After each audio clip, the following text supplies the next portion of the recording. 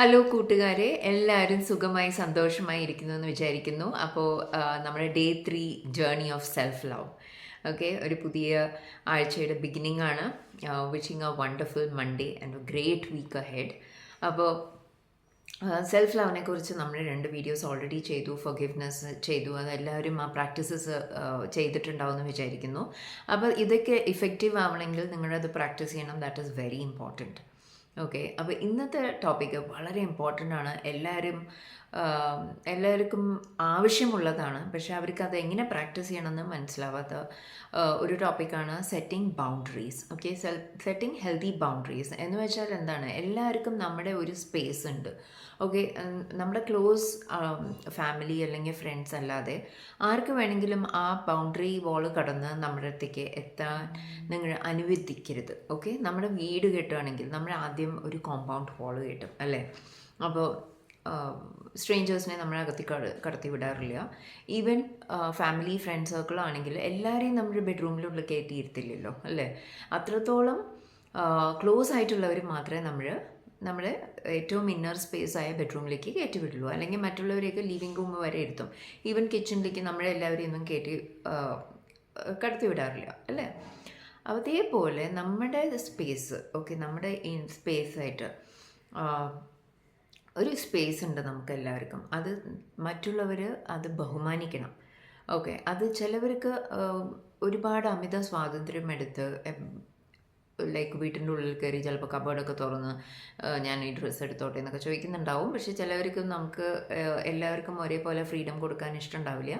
അപ്പോൾ അതേപോലെ തന്നെ നമ്മുടെ പേഴ്സണൽ സ്പേസിൽ എല്ലാവർക്കും കയറി വരാനുള്ള അനുവാദം നമ്മൾ കൊടുക്കരുത്. അതാണ് നമ്മുടെ മെൻ്റൽ പീസിന് ഏറ്റവും നല്ലത്. കാരണം അവർ നമ്മുടെ ഇന്നർ പീസ് ഡിസ്ട്രോയ് ചെയ്യുന്ന രീതിയിൽ പലതും സംസാരിച്ചു എന്നിരിക്കാം. ഓക്കെ, അപ്പോൾ ഒരു ബൗണ്ടറി നമ്മൾ സെറ്റ് ചെയ്യുന്നത് വളരെ ഇമ്പോർട്ടൻ്റ് ആണ്. അതെങ്ങനെ സെറ്റ് ചെയ്യും? ഓക്കെ, അതുകൊണ്ട് നമ്മൾ ഭയങ്കര ആരഗൻ്റ് ആണ്, അല്ലെങ്കിൽ നമ്മൾ അവരെ ഇൻസൾട്ട് ചെയ്തു എന്ന് തോന്നിക്കേണ്ട കാര്യമില്ല. ഓക്കെ, അത് ചെയ്യാതെ തന്നെ നമുക്ക് മറ്റുള്ളവരോട് നമ്മുടെ ഐഡിയാസ് കമ്മ്യൂണിക്കേറ്റ് ചെയ്യാൻ പറ്റും. അപ്പോൾ അതിന് വളരെ ഇമ്പോർട്ടൻ്റ് ആയിട്ടുള്ളൊരു ടെക്നിക്കാണ് സാൻഡ്വിച്ച് ടെക്നിക്ക് എന്ന് പറയും. അതായത് നമ്മൾ കുട്ടികൾക്ക് സാൻഡ്വിച്ച് കൊടുക്കുമ്പോൾ എന്താ ചെയ്യുക? അതിൻ്റെ ഇടയിൽ അവർ കഴിക്കാത്ത വെജിറ്റബിൾസും ചട്നിയൊക്കെ അതിൻ്റെ ഉള്ളിലേക്ക് കടത്തിവിടും. അപ്പോൾ അവർക്ക് മേലത്തെ മേയോ അല്ലെങ്കിൽ ബ്രെഡിൻ്റെ ടേസ്റ്റ് മാത്രമേ മനസ്സിലാവുള്ളൂ. അതിൻ്റെ ഉള്ളിൽ സ്റ്റഫ് ചെയ്തിരിക്കുന്ന വെജിറ്റബിൾസ് എന്താണെന്ന് മനസ്സിലാവില്ല. അപ്പോൾ അതുപോലെ നമുക്ക് എന്തെങ്കിലും, ഫോർ എക്സാമ്പിൾ, ഓക്കെ, എൻ്റെ not very close friend, okay, പെട്ടെന്ന് വിളിച്ചിട്ട് പറയാണ്, ഞാൻ റെയിൽവേ സ്റ്റേഷനിൽ എത്തിയിട്ടുണ്ട്, ബാംഗ്ലൂർ വന്നിട്ടുണ്ട്, അപ്പോൾ ഞാനിപ്പോൾ അങ്ങോട്ട് വരാമെന്ന് വിചാരിക്കുകയാണ്. ഓക്കെ, അതേ സമയത്ത് എനിക്ക് ഇമ്പോർട്ടൻ്റ് ആയിട്ടൊരു ക്ലാസ് അല്ലെങ്കിൽ സെഷൻ എടുക്കാനുണ്ട്, എനിക്കത് ക്യാൻസൽ ചെയ്യണമെന്നില്ല. അപ്പോൾ ഞാനത് പിന്നേക്ക് എങ്ങനെ മാറ്റി വയ്ക്കും? ഓക്കെ, പണ്ടൊക്കെ ആണെങ്കിൽ ഞാൻ ഓക്കെ എന്നെ പ്രയോറിറ്റൈസ് ചെയ്യാതെ ഞാൻ അവർക്ക് പ്രയോറിറ്റി കൊടുത്തിട്ട് ഈ സെഷൻ മാറ്റി വെച്ചിട്ട് അവരെ ഇൻവൈറ്റ് ചെയ്യുമായിരുന്നു. പക്ഷേ ലേറ്റർ ഓൺ അത് എനിക്ക് വളരെ ബുദ്ധിമുട്ടുള്ള ആവാൻ തുടങ്ങി. അപ്പം ഞാൻ എന്ത് ചെയ്തു?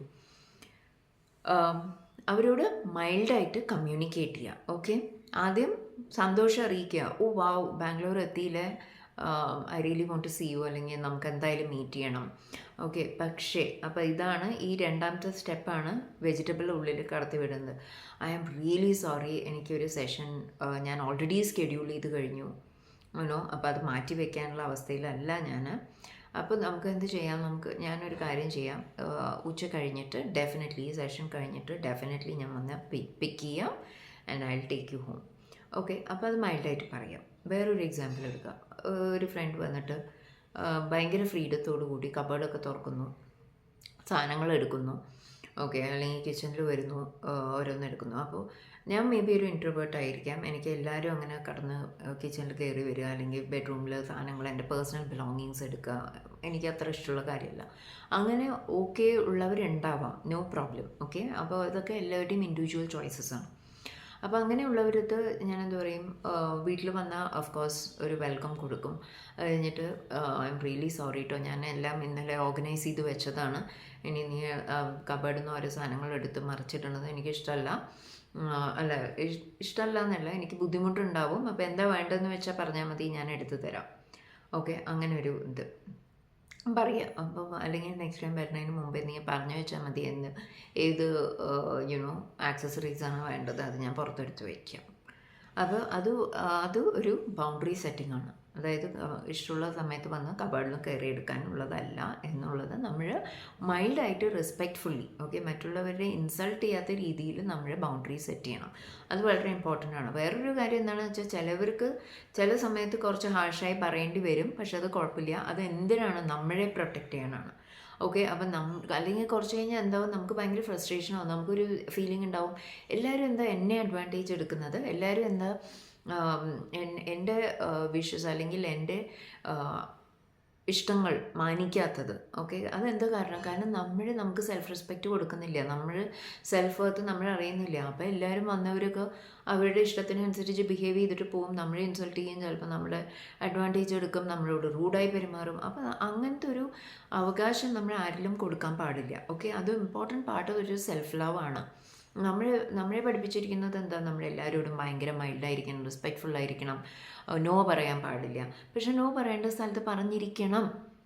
അത് ഇന്നത്തെ ജനറേഷൻ അല്ലെങ്കിൽ ഈ പ്രസൻറ്റ് സിറ്റുവേഷൻ്റെ ഒരു അത്യാവശ്യ ഘടകമാണ്. നമ്മുടെ മെൻ്റൽ പീസിന് നമ്മളെ മാറ്റി നിർത്തേണ്ടവരെ മാറ്റി നിർത്തിയിരിക്കണം. അതിനൊന്നും കുറ്റം നിങ്ങൾക്ക് ഗിൽട്ട് തോന്നേണ്ട കാര്യമില്ല. നിങ്ങൾ വലിയ കുറ്റമൊന്നുമല്ല ചെയ്യുന്നത്.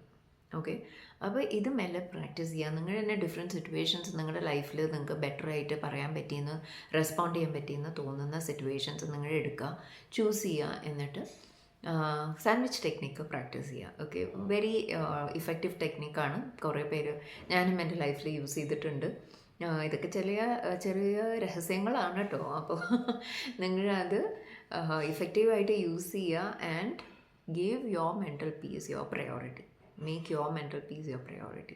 അപ്പോൾ നല്ലൊരു ആഴ്ച ആശംസിച്ചു കൊള്ളുന്നു. എല്ലാവരും ഭയങ്കര ഹാപ്പി ആയിട്ട് സന്തോഷമായിട്ട് ഇരിക്കുക. കാരണം we have to enjoy each and every moment. Bye, take care.